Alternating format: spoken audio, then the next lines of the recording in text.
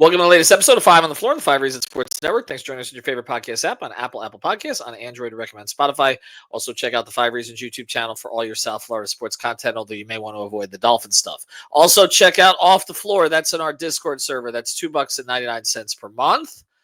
Link is right here in the description. Get access to the Sage shows and 10 different channels. This is the place for the most heat anywhere, the most heat information and conversation. For those of you who jumped out during the offseason, it's time to jump back in. Check it out. It's Off the Floor. We'll be adding features to it as we go. Also, PrizePicks. Use that code 5, F-I-V-E. Put down your $5. You get $50 in free lineups. Those will be on the Explore page. PrizePicks, the official fantasy sponsor of the 5 Reasons Sports Network. Linked is right here in the description, and you'll bypass the Apple upcharges. If you see another code in there, delete it and enter F-I-V-E. And now, today's episode. Uh-oh. Yeah. It's Mercy. Music by Mercy again. Heat Nation. We the culture. Yo, E, I need you to call timeout. Need Brady to set the floor plan. Tropical blanket. Open for the shot. Yo, Greg, set the pick.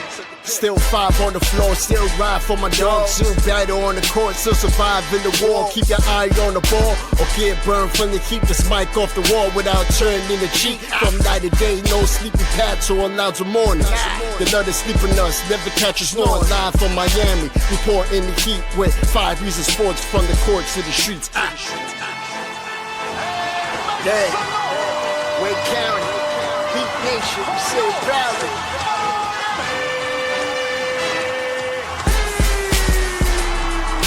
Welcome to 5 on the Floor, a daily insider show on the Miami Heat and the NBA, featuring Ethan Skolnick, Greg Sylvander, Alex Toledo, Brady Hawk, and others from the 5 Reasons Sports Network.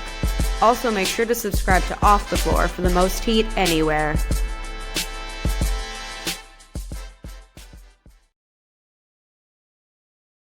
On the floor, here's today's floor plan. We're going to try to do a little preseason talk. We're going to try anyway. I'm Ethan Skolnick. You can follow me at Ethan J. Skolnick at 5 Reasons Sports. I got Brady Hawk. You can follow him at Brady Hawk 305. The Miami Heat lost another preseason game, now 0-4. Lost the second one to the Magic. They've got another one coming up in Atlanta. And then they have a scrimmage. The red, white, and pink scrimmage is coming up here this week also. So a lot going on. But a lot of players were out tonight. And that's why we're going to project this thing forward and get into what we want to see the rest of the preseason, as opposed to getting into too much detail on tonight. The key facts tonight, Kasparas Jakucionis, right? No. Okay.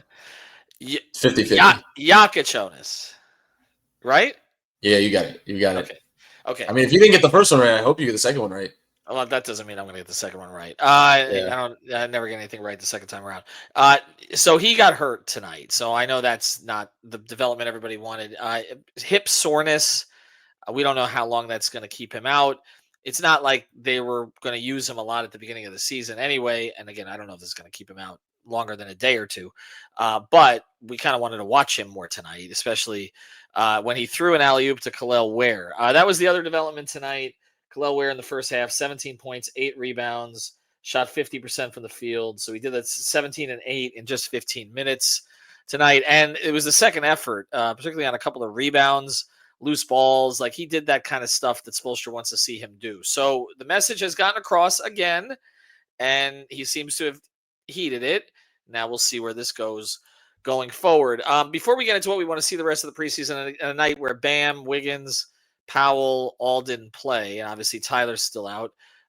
What else did you have in your Sports Illustrated takeaways, which I just published without editing?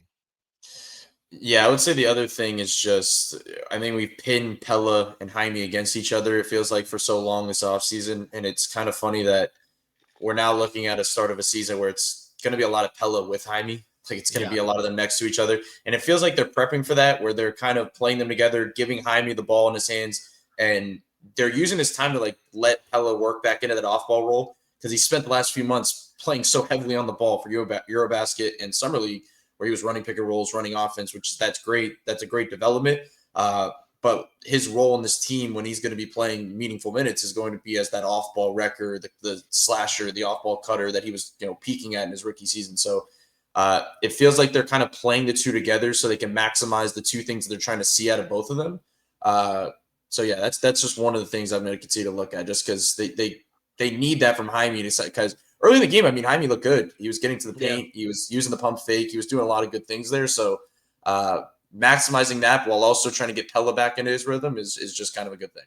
Are you surprised that in playing the two of them together, they've moved Jaquez to an on-ball role when we talked a lot about him getting back to cutting also, and had Larson, who they had in an on-ball role in Summer League and was in an on-ball role a lot for Sweden, now moving more off the ball? I thought it might go the other direction.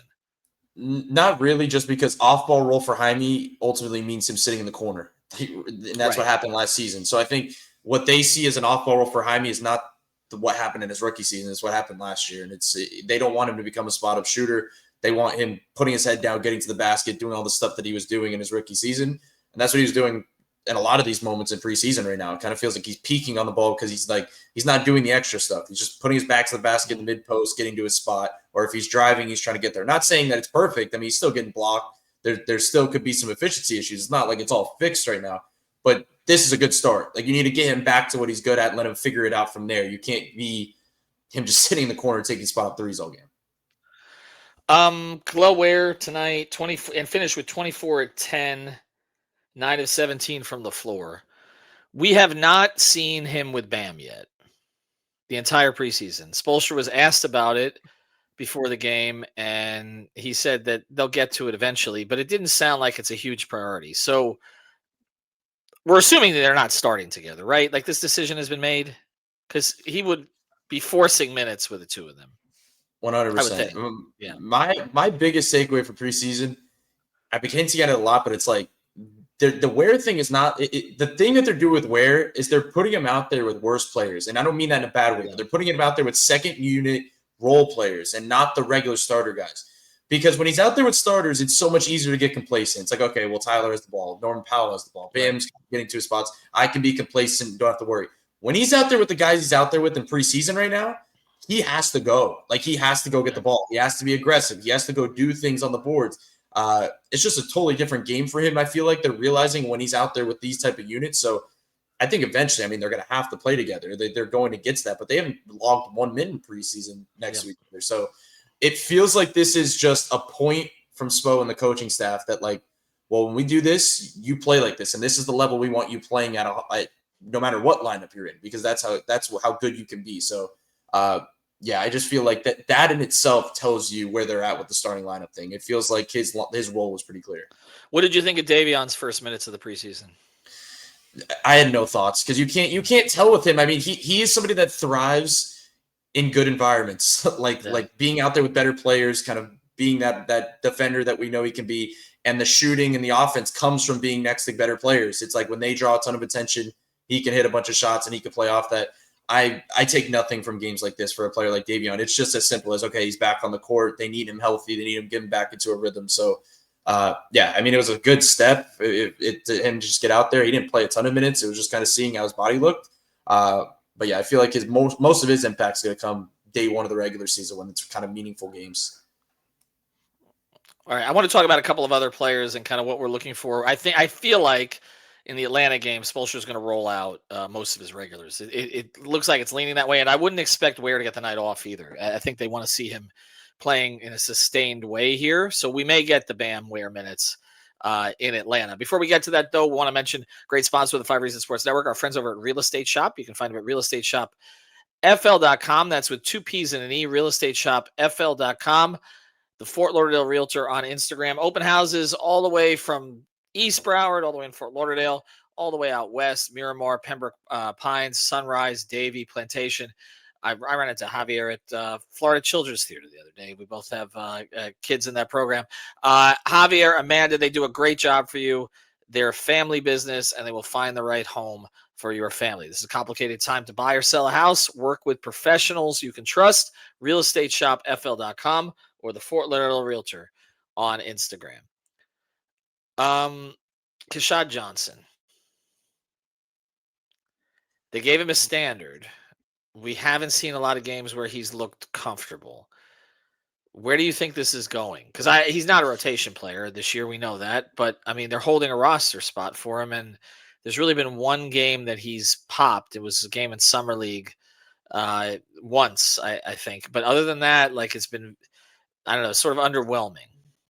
Yeah, if you go back to whenever we used to talk about him when he, or even last year in this offseason, I've hated the comparisons with Haywood. Like, even when he was next to him, where it was like, well, you don't need Haywood as much. Like, he's not as valuable because you have Keshad Johnson. And Keshad Johnson is not Haywood, just in the fact that Haywood didn't get enough credit for his shooting. And I just don't see it with the shooting with Keshad right now. Like, there's not going to be a consistent off the catch, high volume 3-point shooting when it comes to him.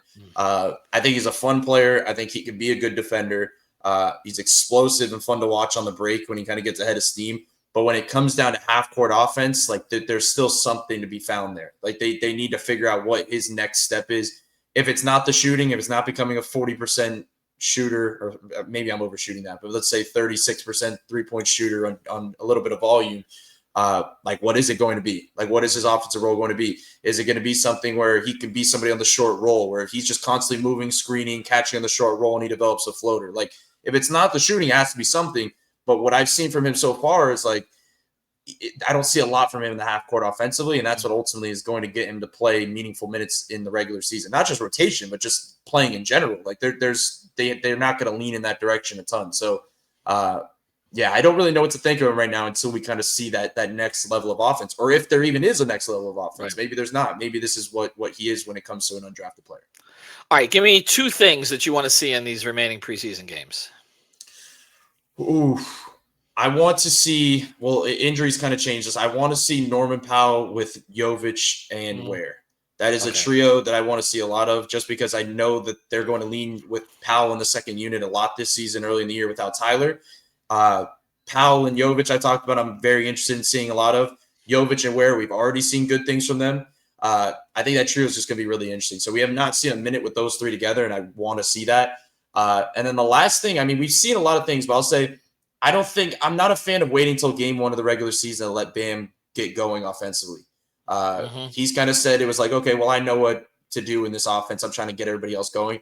But I'd like to see him in that last handful of preseason games. So, like, get to his spots and get to the offense that they're going to get to in the regular season, where it's him in the mid-post getting to a shot, where if it's him attacking, like, let's see, like, he's got to see the ball going, because he hasn't shot the ball well even in the preseason. Like, I want to see him see the ball go in a few times in the preseason, because I don't want to be a remake of last year where it was like, it was a struggle with the short jumper and everything coming along. Like, you want to see him peaking at the right time early in the year. So I would say those 2 things. It's leading into that lineup and just Bam trying to, get his scoring going before the season starts. Yeah, I'm with you on Bam. The other thing I want to see, if Drew plays the next game, I want to see Davion with Drew. I want to see what that looks like defensively and how they're going to handle that, because I do think Spoelstra is going to go to that at times as we go forward. Now, also at this point, I mean, we don't know who's going to play. I mean, Jovic is dealing with the back situation. He didn't travel. I mean, he was posting IG pictures of a bagel place, I assume in Miami. So that's, he's not available. And Kasparas doesn't look like he'll probably be available if they kept him out of the rest of today's game. So they are still dealing with some guys out, even though Davion came back and Larson came back. So we'll see who they have. I mean, the biggest thing is just don't get anybody else hurt at this point. But I do agree with you that there's got to be a little rhythm with that starting unit. Even the other night, it was really the bench that was more interesting than the starting group. And I want to see what the starting group looks like. And again, who is the 5th person in the starting group? Because Davion started tonight, but Drew wasn't available. So I'm still not exactly sure what direction Spo is going to go with that. I may end up being wrong here. He may start Mitchell, but I don't think today was the gauge of it, because if he didn't have Drew available, then there really wasn't another choice. He may start Drew, bring Davion off the bench in the next one and try to get a little bit of rhythm between Powell and Drew, or he may want to get the rhythm between Powell and Davion also. So there's different directions that he can go with this. All right, thanks to our sponsors. Quick one tonight, Real Estate Shop, FL.com. Also check out Brady's work and my work on Sports Illustrated site. On SI, we run the Heat site and the Magic site. Lots of content up there. And actually, I am just going to go tweet out your takeaways so you can do the same. Have a good night, everybody.